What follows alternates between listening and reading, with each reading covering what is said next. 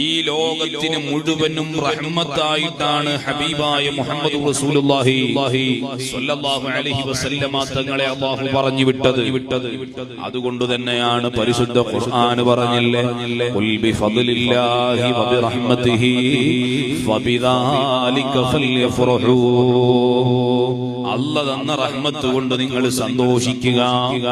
ആ സന്തോഷത്തിന്റെ പ്രകടനമാണ് നമ്മുടെ ഈ ആത്മീയമായ മജ്ലിസ്.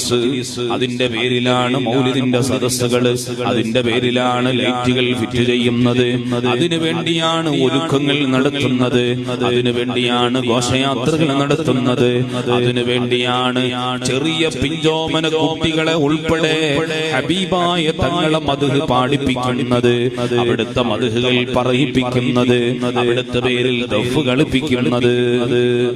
ഒരൊറ്റ ലക്ഷ്യം, മുത്തുനബി മുഹമ്മദ് സ്വല്ലല്ലാഹു അലൈഹി വസല്ലം തങ്ങളുടെ ജന്മം കൊണ്ട് അനുഗ്രഹീതമായ മാസം മുഴുവനും ധന്യമാക്കുക. അല്ലാഹു തൗഫീഖ് അനുഗ്രഹിക്കട്ടെ.